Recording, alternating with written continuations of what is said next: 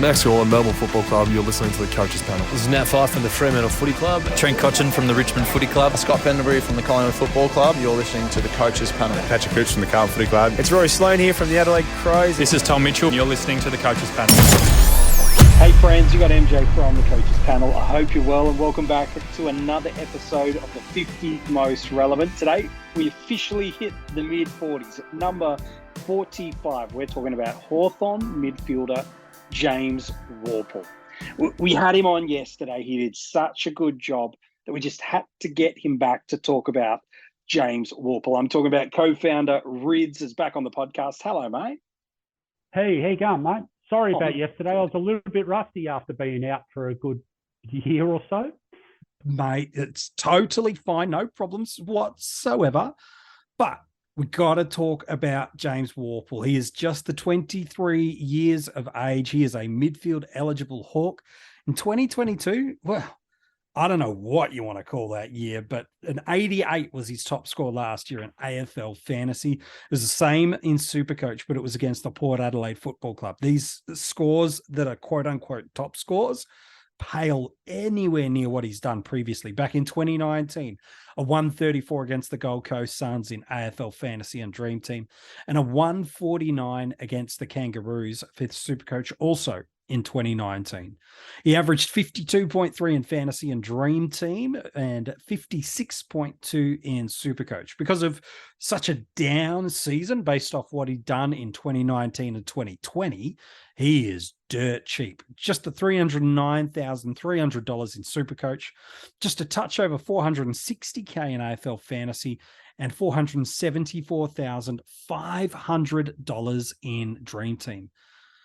Rids, sometimes a player breaks out of nowhere, and that's what Worpel did in his second season. He hit that incredible breakout territories of Olivers, Fifes, McRae's, even Taranto. However, pretty much since then, it's been a gradual downhill slide for James Worpel, but maybe it changes in 2023. I tell you what, though, mate, like no matter what happens with James Worpel, he is priced so well. You got to really think about it, don't you? You have to seriously go, if you get him, he's priced so cheaply that you can actually look at a different kind of premium. You're like, what does it do for your makeup of your side? And I'm not talking about from starting. I'm talking about at any stage through the year. Mm-hmm. If you feel like you've seen enough and he's ready to go back to that 2019 guy, oh my God, he's going to be relevant either way, isn't he? Oh, I think that's really good point. Let's dive into that 2019 season. Of course, the catalyst that really forced him to really step up into that Hawthorn midfield was the broken leg to Tom Mitchell. He ended up becoming a club best and fairest that year. And he stepped up 26.5 possessions, 3.3 marks, 5 tackles, and even snagged himself 10 Brownlow votes in his second year. From a fantasy perspective, here's what it looked like this 2019 year. A 96.7 in Fantasy and Dream Team. 10 tons, including a 126 and that career high 134 that I alluded to earlier. On top of that, 8 additional scores, 85 plus. In Supercoach, he averaged 97 and scored 8 tons, including 6 consecutive tons from around 17 through to 22. And he also had 9 additional scores between 85 and 99.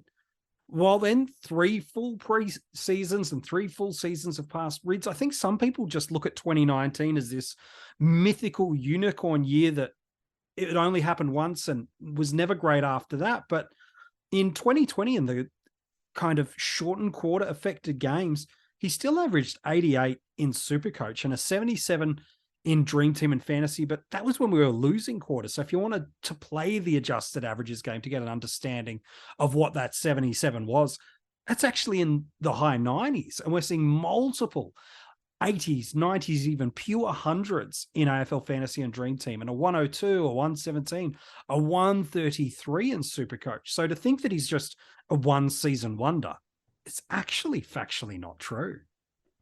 And I think that's 100% correct. And I think you were very, very, I liked how you explained it with the Tom Mitchell broken leg before. And this off-season, we see that Sam Mitchell has put a bit of a stamp on this team. We've moved very established midfielders out.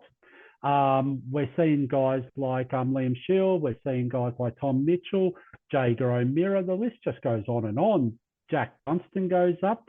This means opportunity to become, well, not so much the number one, but, you know, establish yourself as the number one rotation, at least in the midfield, which he did in those years that you talked about in 2019 and 2020.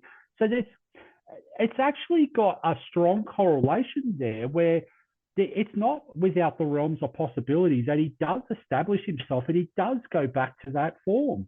So, and I know that we might be clutching a little bit at straws because of last year was such a, like, I can't explain it. I know we've tried looking to see if there's anything that jumps out to us. It was just a poor year. Like, no matter what happened, who knows what happens, you know, with this time, there's COVID, there's fitness issues, there could be anything. Who knows? 100%. Something has played a part in his not so good year last year.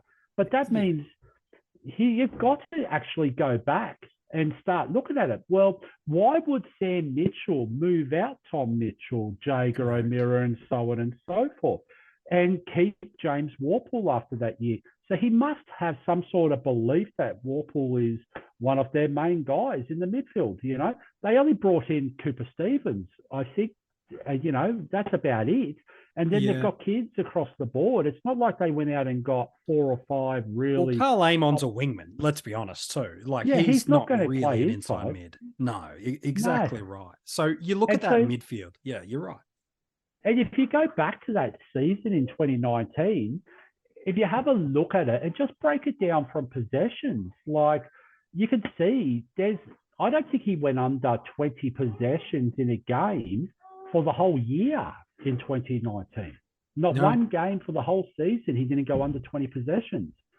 And like, I mean, I think there was only 4 times last year he got over 20 possessions. It's chalk and cheese, so really, if isn't it? He shows you anything, you just got to jump on, because as I say, it's really what does that money allow you to do elsewhere in your team? Having a player like him at a M6 or even an M5, and that all depends on your structures, where you could be running super deep in another line, or you could be spending up on the bigger end premium midfielders to be able to get all the captaincy considerations at the start. All of these things, you're right, do start to land together. I think the 3 reasons people are excited about James Worpel. One is around there's proven ability to score as a fantasy option. So that's number 1. Number 2 is there's opportunity that is there.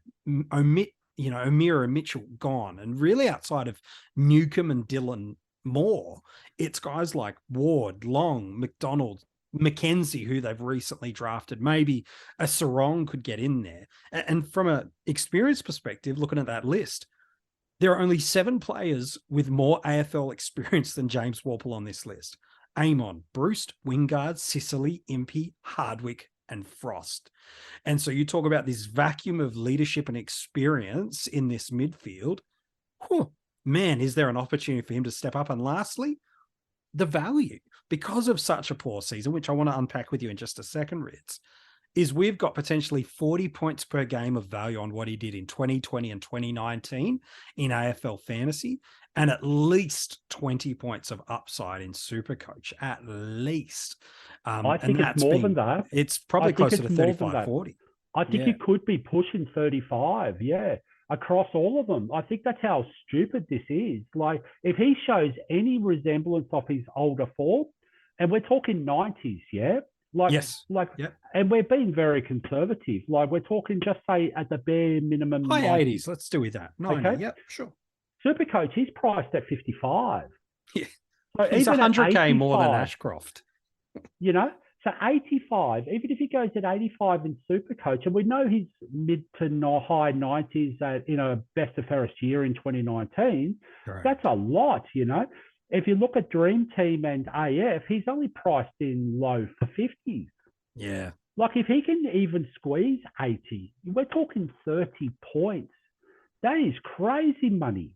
Its value is the name of the game, and it helps. He's probably not someone you're planning to hold into your side through to the end of the season, and he doesn't have to be to make it a worthwhile selection. Out of curiosity, he does share the round 14 bye, which could be really important if you're looking to target some of the round 12 or round 13 teams that are coming off a bye. So maybe it could be you're looking for one of the Suns or Cats midfield guns. He could be your perfect way to get into a Tuke Miller onto the run home, for example. But there's a lot of upsides here. I think the big question mark we still need to put around him, though, Rids, is the fact is there was the need and the opportunity still last year. Because outside of John Newcomb and Tom Mitchell, before getting dropped at the middle portion of the year, and he spent a few weeks in the VFL before he injured his shoulder and missed the end of the year, he was, outside of Newcomb and Mitchell, he was still the third leading centre bounce attendance for a midfielder in the Hawthorn Football Club. So even though there is the opportunity there, both from an experience gap, but also from a skills point perspective to support what they've got, just because the opportunity presents itself doesn't mean necessarily he'll take it and run with it. Because last year he didn't. Now he should have every opportunity this year, but just because you can or you should doesn't mean you will. Of course, but I mean, how many times through every year, and I mean, I've been playing for the better part of 30 years in this game, like, it's crazy. How many times do we go, oh yeah, you don't plan to hold him for the year or anything else? We were saying this about James Sicily last year, remember? Yeah. Patrick Cripps, I think no one would have been thinking, oh, well, he's a season-long keeper after his years prior. There's always one or two or three of these guys that jump out, and they, at worst, it's an M8 position. If James Worpel does go at 85, 90 for the season, okay, why not? Why not be a season-long M8? I'm not saying plan for it. I'm just saying, why not? Sometimes injuries happen that you use trades that you don't want to, you know. AF, it's a little bit easier because it's use them, lose them type scenario. But why not? Why not just go, you know what? I'm not going to think too much about this. I'm not going to overcomplicate this. This guy is representing 30 plus points value in my eyes. And it doesn't mean that you have to start them, MJ, as we've been saying for a while now, does it? You can actually just go, you know what? I'm going to keep him in my little watch list. I'm just going to see how he goes round 1, round 2, round 3.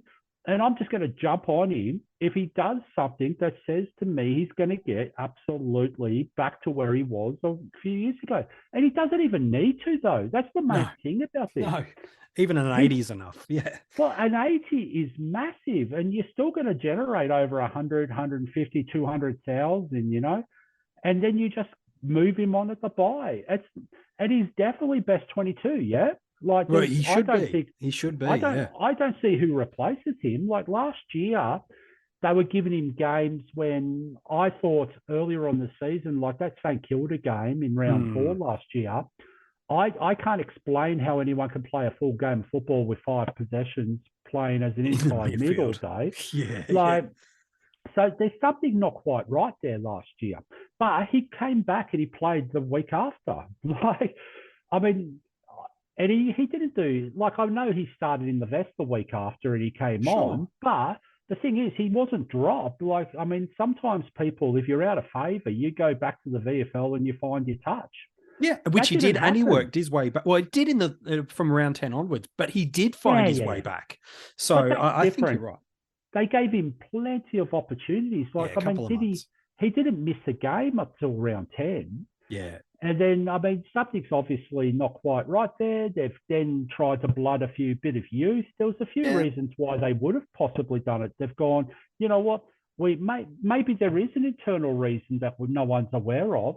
And 100%. They've just gone, you know what, we're going to take a bit of slack off this guy because he's pushing it. You know, he's pushing the proverbial uphill. Let's just give him a bit of time off. Let's let him go back. Let him find his feet. Who knows what it is? Because when he came back in round 15 against the Western Bulldogs, he did have 25 disposals. Correct. Like, this was probably his best game of the year, Yeah, like, I mean, there is something there. I just don't know whether it's been communicated but who knows? No, fair enough too. And look, the beauty of him is what we're really talking about is he's got so much potential value baked into what you're investing for him. And even if it doesn't work out across the formats, there'll be a cow that you probably miss in your starting squad that you can go down to relatively easy. In Supercoach, Jacob Hopper is $25,000 more expensive. Dom Sheed, I know some are really bullish on, is only about 100K more in fantasy and dream team. So even if he doesn't come up to scratch or doesn't fly back to where we are projecting that he could, or a bunch of other different reasons, there's options in and around there. So some people go, I don't like mid prices or stepping stones because I can get stuck in no man's land. I'm telling you, you won't get stuck in no man's land in 2023. There are options comparable around him and there are options cheaper. Now, that may be reasons people don't go near Worpel, and that's fine in your starting squad. But to say he's irrelevant, I think you might have missed a trick. Yeah, but how about this one, MJ? And sometimes we look at the positives when we talk about relevance, eh? We go, oh, yeah, if so-and-so, because you're going to have to start him. Sure. But what happens if you do start him and he does continue on that poor form from last year? He's still relevant because you have forked out 400,000 or 500,000 or 300,000 in Supercoach to get 50s that a rookie can be getting you anyway. That's true. Well, and then all you of a sudden use you're a stuck. trade. Yeah. And then you use a trade and you trade down or you trade up. However you do it, because there's many ways to skin this cat, as we know, he's still relevant. So if he gets off to a flyer, 100% relevant. If he doesn't get off to a flyer and people are starting him, 100% relevant. Like, he's relevant no matter how you look at this. Well, and that's the name of what this series is all about. It's not the top scoring players. It's not the highest averaging players. It's not the captaincy options, although all of these elements are a part of it. It's about the guys that are relevant to creating success for you in fantasy football across AFL Fantasy, Dream Team, and Supercoach. Just the other day, Mitch Duncan was probably more relevant in some of the formats than others. The day before it, Ben Cunnington, more relevant in some of the formats over others. As we get closer and closer towards the top, people become even more relevant across it. And I think you're right, man. That's a really nice point to pick up on. Let's talk about what happens on draft day to him. We know, Rids, that there is a correlation between if a guy gets a fair amount of classic or salary cap format hype, that can impact where people snag him on draft day. If they're drafting by the averages of previous seasons, people will forget he's even there. But I'm seeing him as a mid to late flyer that could really provide some upside for some coaches on draft day. So it's really going to depend on the setup of your draft league. That's true.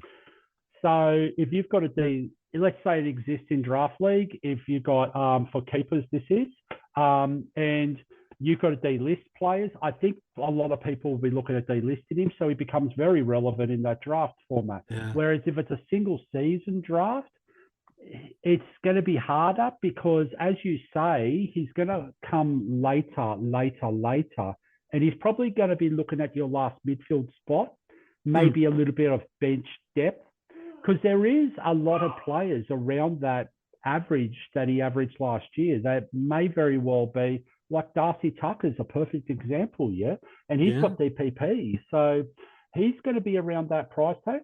So it's all going to be, you need to look at the opposition in your draft, okay? So if someone's if you've got a Hawthorn supporter in your draft and you know that there's been quite a bit of noise coming out of Hawthorn pre-season training around Worpel, then there's every chance he's going to go a little bit earlier than what I would take him in a draft, like, because I'm a Tiger. And like, we do this every year, Like, I mean, you would have been taking your Schoenbergs last year as an Adelaide supporter because there was a bit of hype around him. If he was in the same, if he was still in the pool in the range with Worpel, you would have gone Schoenberg because that's how you do it. So you do have to look at who's in the draft with you. Yeah, no, it makes a really good point. If you want to go and read any of the article on James Worpel, you can go and check it out online with all of the other players revealed from 45 through to 50 online now at coachespanel.tv. Hey, Rids, as always, mate, appreciate your work on this podcast. Easy as, mate. If you want to know a little clue for who's coming up tomorrow at 44, hang around for another 30 seconds and I'll tell you. But if you are loving the podcast and the articles you're getting from us this pre-season, I encourage you to check out our Patreon supporter group for just a couple of dollars a month. It helps us do what we do, but you also get, outside of the satisfaction of supporting the Coaches Panel, additional content, and depending on your tiers, access to a whole bunch of other rewards, including getting these podcasts ahead of when they get released to the public. So if you want some of that action, consider joining our Patreon. All the details and links for that are actually found within this podcast description. All right. Number 44 in the 50 most relevant. Who is he? I'll tell you this. There is about a 30-point split between what they did between round 1 and 8 and what they did between round 9 and 23. I'm talking over that 14-game stretch, a Supercoach average of 110 and an AFL fantasy of 103.3. We head to the midfield tomorrow in the 50 most relevant. Who is it? Well, you'll find out tomorrow.